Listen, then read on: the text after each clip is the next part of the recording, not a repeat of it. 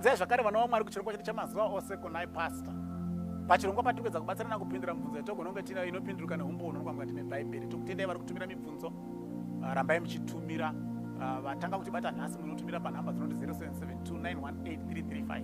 Kana kuti kana muri kuona paFacebook kana paYouTube munogona kukanda kucomment section tikazotarisa tinoadresa mibvunzo yenyu. Mubvunzo tiri kubvunza nhasi takambopindura some years 1 or 2 years ago. Si ndoda kudai kuti vamwe vanga vasitava kuziva chirongwa chino ichi.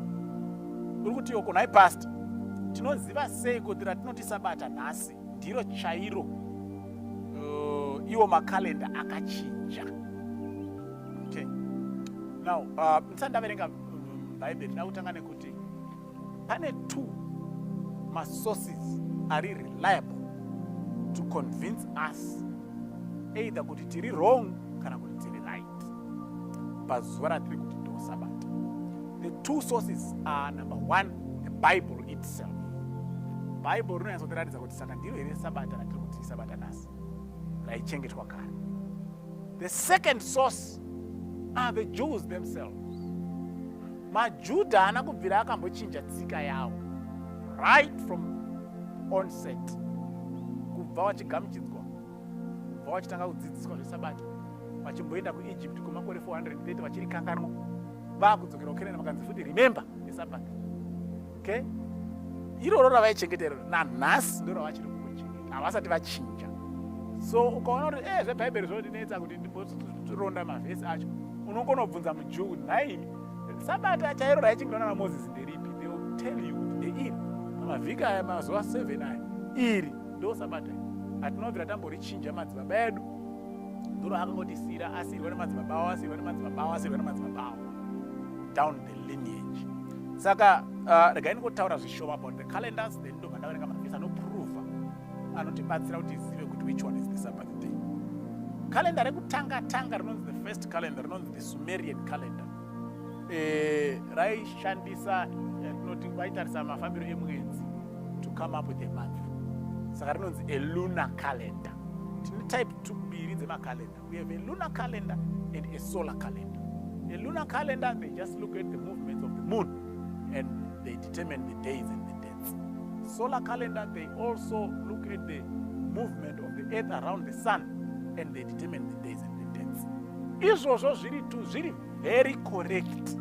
Hapana chitombori wrong, because Mwari paakasika nyika pana Genesis chapter 1 verse 14, then God said, let there be lights in the firmament of the heavens to divide the day from the night, and let them be for signs and seasons and for days and years.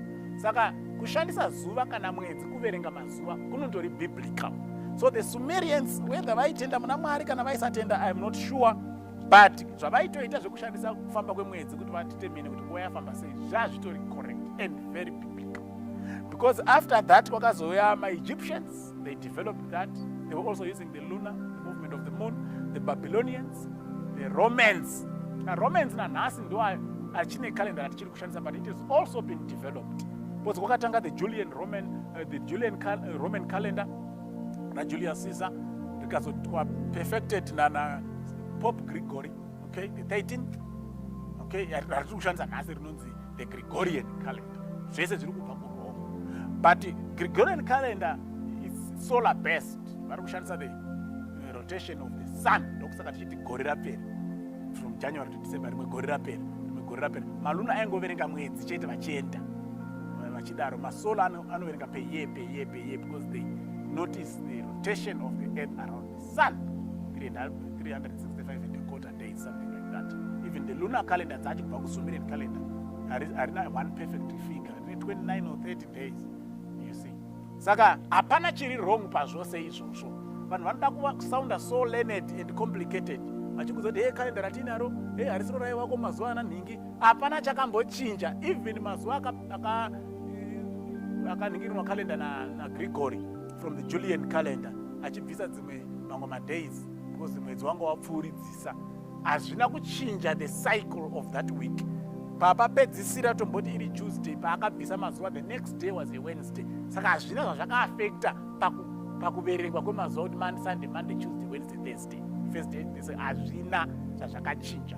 So handisina kusounda kuconfuse ini zvese izvozvo izvo. pandirongoti mungozive kuti makalenda ese atoriko ari very correct because anoshandisa kufamba kwezuva kana kufamba kwemwedzi, which is exactly what God said in Genesis chapter 1. Ndiri kuisa zuva nemwedzi kuti zvishandiswe kuverengwa mazuva, kuverenga mwedzi, kuverenga makore. Saka zviri anondori correct. Dai kuri kunzi kuna vanhu vakagadzira rawo kalenda rinoshandisawo zvimwe zvinhu kuverenga mazuva, tingaita kuti ratiridi. But atinawo acho ari kushandisa zuva nemwedzi, which is exactly what God had determined. Saka tinozoziva sei from the Bible to which one is the Sabbath day. Daungoverenga kuna Luke. Akuverenga kuna Luke chapter 23. Rikaendangira pavhesi ya50 what? Rikaendangira pavhesi ya50. Now behold, there was a man named Joseph, a council member, a good and just man. He had not consented to their decision and did. He was from Arimathea, a city of the Jews, who himself was also waiting for the kingdom of God. This man went to Pilate and asked for the body of Jesus. Then he took it down, wrapped it in linen, and laid it in a tomb that was hewn out of the rock where no one had ever lain before. That day was preparation, and the Sabbath drew near. Inzwai, musi wakafa Jesu akaroverwa pamuchinjiko, akaburutswa pamuchinjiko, unonzi day of preparation day, and the Sabbath was drawing near. Kureva kuti musi wafa Jesu Kristu is the day before the Sabbath. Musi wafa Jesu Kristu unonzi preparation day because you will be preparing for the Sabbath. Kuna Exodus 16 vakanzi today unonhonga mana double portion, gochai zvamunoda kugocha, bikai zvamunoda kubika, zvinenge zvasara muzvichengetera mangwana Sabbath. Ndosaka ichinzi preparation day because you have to prepare for the Sabbath. Saka musi wafa Jesu Kristu unonzi preparation day. Ndo uri mumashure mezuva rinonzi Sabbath day. That day was the preparation and the Sabbath drew near. And the women who had come with him from Galilee followed after, and they observed the tomb and how his body was laid. Then they returned and prepared spices and fragrant oils, and they rested on the Sabbath according to the commandment. Now on the first day of the week, very early in the morning, they and other women went with them to the tomb, bringing the spices that they prepared. Vakaona Jesu amuka. Musi wafa Jesu Kristu akaroverwa akadzikiswa pamuchinjiko. Unonzi preparation day. It's a day before the Sabbath. The following day racho rinonzi Sabbath day. The following day rinonzi the first day of the week. Saka kana uri munhu ari kutsvaga chokwadi, kwete kutsvaga nharo. Kana uri kutsvaga chokwadi, chienda unozvibvunzawo wega kuti Jesu akafa musi upi? Akaswera ari muguva musi upi? Akamuka musi upi?